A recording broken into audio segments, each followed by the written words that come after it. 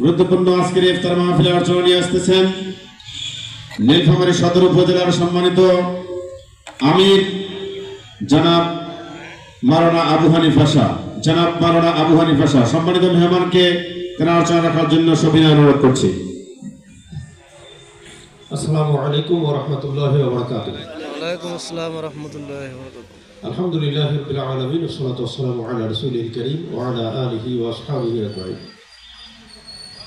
ওয়া আলা আল্লাযিনা তাবাউহু বিইহসানিন ইলা ইয়াউমিদ্দিন। বাংলাদেশ জামাত ইসলামী ইটাখোলা ইউনিয়ন শাখা কর্তৃক আয়োজিত আজকের এই আলোচনা সভা এবং ইফতার মাহফিলের সম্মানিত সভাপতি বাংলাদেশ জামাত ইসলামী ইটাখোলা ইউনিয়ন সভাপতি মাওলানা নুরুল ইসলাম সহ উপস্থিত বাংলাদেশ জামাত ইসলামীর উপজেলা এবং ইউনিয়ন নেতৃবৃন্দ, অন্যান্য আমন্ত্রিত অতিথিবৃন্দ এবং যাদের সম্মানে আয়োজিত আজকের এই ইফতার মাহফিল, এই জীবনে অনেক বিশিষ্ট ব্যক্তিবর্গ, আমি সকলকে আবারও সালাম জ্ঞাপন করছি। আসসালামু আলাইকুম ওয়া রাহমাতুল্লাহ। আল্লাহ তাআলা শুকরিয়া আদায় করি যে আল্লাহ তাআলা আমাদেরকে একটা উন্মুক্ত পরিবেশে এই সিয়ামের তাৎপর্য আলোচনার সুযোগ করে দিলেন। এই জন্য আল্লাহ তাআলা শুকরিয়া আদায় করি, আলহামদুলিল্লাহ।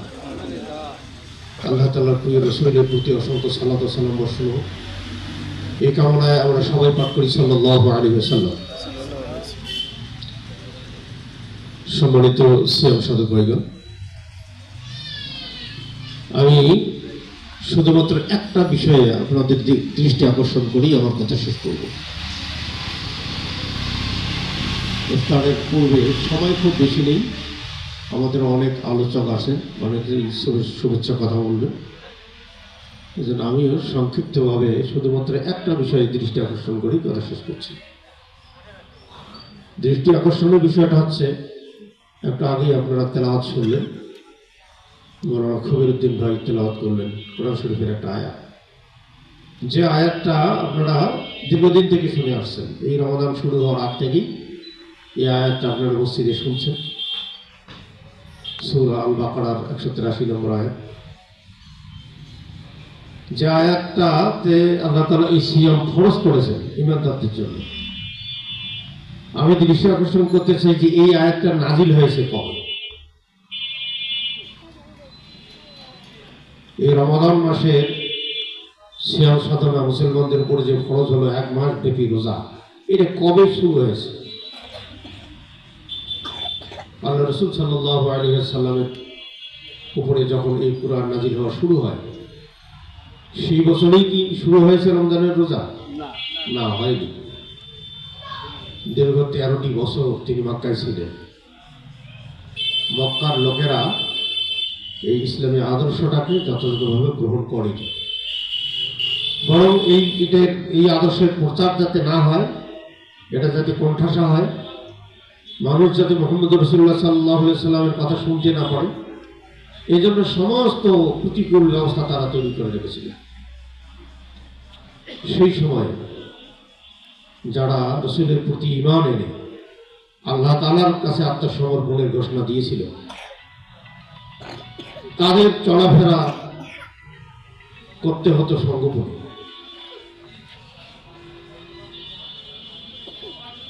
তারা প্রকাশও করতে পারত না যে আমরা মুহাম্মদ সাল্লাল্লাহু আলাইহি সাল্লামের প্রতি ঈমান এনেছি, আমরা তার কথায় বিশ্বাস করেছি। এই কথা তারা ঘোষণাও দিতে পারত না। এই কথা প্রকাশ্যে বললেই তাদের উপরে জুলুম নির্যাতন শুরু হয়ে যেত। আল্লাহ তাআলা সেই পরিবেশ থেকে তাকে মুক্ত করে মদিনায় নিয়ে গেছেন। সাহাবায়ে কেরামের মধ্যে অনেকেই হিজরত করে হাবশায় গিয়েছিলেন আগে। তারপর আল্লাহ রাসূল সাল্লাল্লাহু আলাইহি সাল্লামকে আল্লাহ তাআলা মদিনায় নিয়ে যাওয়ার ব্যবস্থা করলেন। এই যে মক্কা ছেড়ে তার মদিনায় যাওয়াটাকে বলা হয় হিজরত। এই হিজরত করে মদিনায় গিয়ে প্রথম একটা বছর সেখানে থাকলেন, তার পরের বছরে এই আয়াত নাযিল হয়েছে, দ্বিতীয় বছর। আর ওই দ্বিতীয় বছরেই আবার মক্কার এই লোকেরা মদিনায় যারা আশ্রয় দিয়েছে মুসলমানদেরকে, তাদেরকে সহ ধ্বংস করার জন্য অস্ত্রে শস্ত্রে সজ্জিত হয়ে মদিনা আক্রমণ করতে গিয়েছিল। তাদের বিরুদ্ধে সশস্ত্র যুদ্ধটাও করতে হয়েছে এই দ্বিতীয় হিজরিতেই, রমাদান মাসে 17 রমাদান তারিখে সেটা সংঘটিত হয়েছিল যুদ্ধটা। আল্লাহ তাআলা মুসলমানরা মক্কায় থাকতে কেন এই রমাদানের রোজাটা ফরজ করেননি, মদিনায় যাওয়ার পর কেন ফরজ করেছেন, এর তাৎপর্যটা কি? একটা বিষয় খেয়াল করার মতো, সেটা হলো আমি যে কথা বললাম যে মক্কার পরিবেশটা ছিল এমন যে মুসলমানরা নিজেরা যে মুসলমান এই কথাটাও প্রকাশ্যে বলতে পারত না। তাহলে কি এখানে শুধুমাত্র আল্লাহকে ভয় করি, আল্লাহ ছাড়া কাউকে ভয় করি না, এই কথা বলার মতো অবস্থানে মুসলমানরা ওখানে ছিল কি? আমার কথা বুঝতে পারছে না? ওইখানে মুসলমানরা এই কথা বলার অবস্থানে ছিল না। অনেকে ঈমান এনেছেন কিন্তু এই কথা প্রকাশ্যে ঘোষণা দিতে পারেননি, সেই অবস্থায় তারা ছিল। আর রমাদানে আল্লাহ তাআলা সিয়াম ফরজ করে যে অনুশীলন করাতে চান, সেটা হলো বান্দা একমাত্র আল্লাহকে ভয় করবে, আর কাউকে ভয় করবে না। তাহলে একমাত্র আল্লাহ তাআলাকে ভয় করার পরিবেশ ওই মক্কায় ছিল না। এই জন্য আল্লাহ তাআলা ওইখানে এটা ফরজ করে। আল্লাহ তাআলা সহজ করতে চান বান্দাদের জন্য, কোনো বিষয় কঠিন করতে চান না। আল্লাহ তাআলা বলেছেন ইউরিদু বিকুমুল ইউসরা ওয়ালা ইউরিদু বিকুমুল উসর।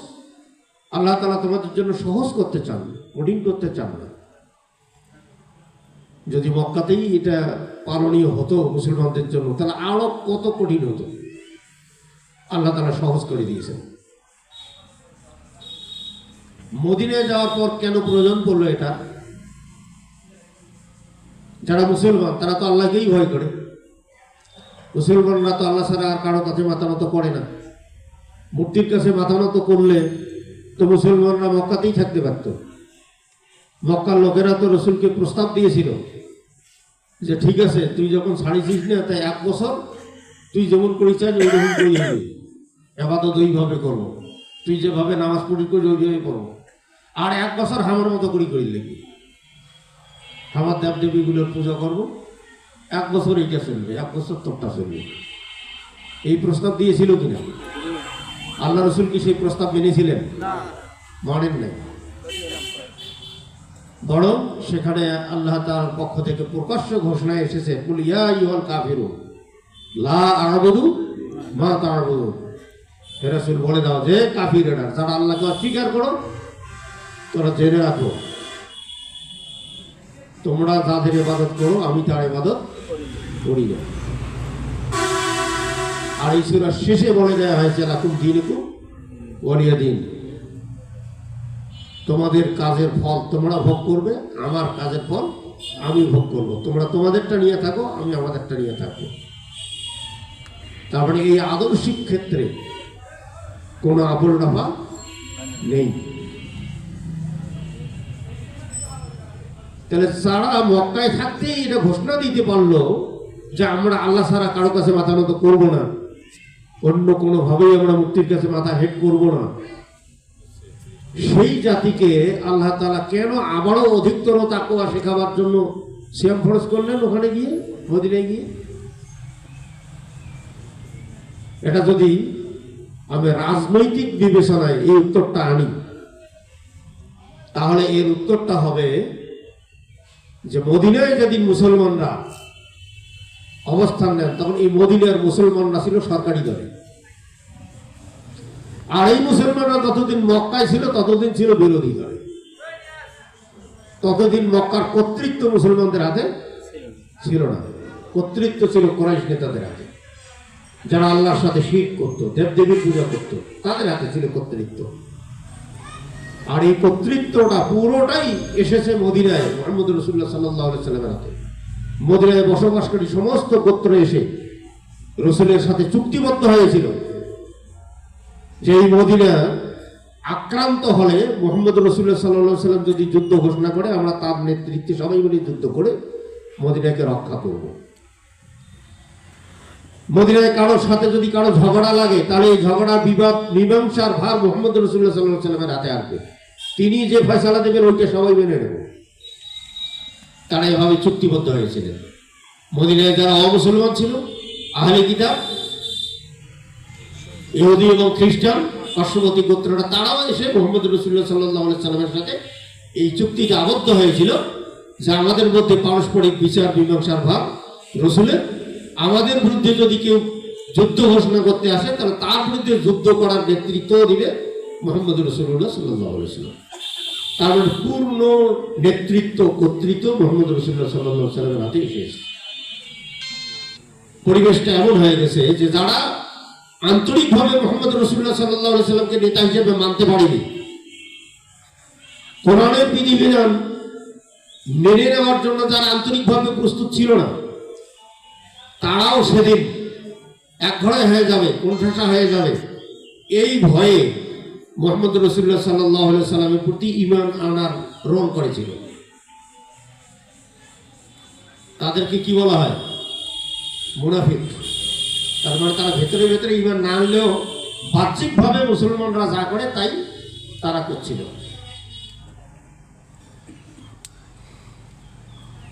তাহলে মুসলমানদের বিরুদ্ধে প্রকাশ্যে কথা বলার মতো লোক কি মদিনায় ছিল? কেউ ছিল না, একটাও ছিল না। যারা ঈমান আনেনি তারাও মুসলমানদের বিরুদ্ধে কথা বলতে সাহস করেনি। তাহলে মুসলমানরা এইরকম একটা পজিশনে সেখানে গিয়েছিল যেখানে তাদের বিরুদ্ধে কথা বলার মতো কোনো মানুষ নেই। তাহলে মুসলমানরা যেখানে একটা সমাজের কর্তৃত্বে আছে, মুসলমানরা যেখানে একটা রাষ্ট্রের কর্তৃত্ব গ্রহণ করেছে, দায়িত্ব গ্রহণ করেছে, তখন এই মুসলমানরা যদি কখনো অন্যায় করে বসে, কারোর প্রতি জুলুম করে, তাহলে তাদের তো প্রতিবাদ আর কেউ করবে না। প্রতিবাদ করার মতো কোনো মানুষ তো নেই। তাদেরকে কে পাহারাদারি করবে? পাহারাদারি করার মতো কোনো কেউ নেই। আল্লাহ তাআলা সেই সময় মুসলমানদের উপরে এই রমাদানের রোজা ফরজ করেছেন। এই রমাদানের রোজা ফরজ করে দিয়ে মুসলমানদেরকে এই প্র্যাকটিস করাচ্ছেন, এই অনুশীলন করাচ্ছেন যে মুসলমানরা একমাত্র আল্লাহ তাআলার কাছে জবাবদিহিতার অনুভূতি নিয়ে তাদের জীবনের প্রতিটি কাজ সম্পন্ন করে।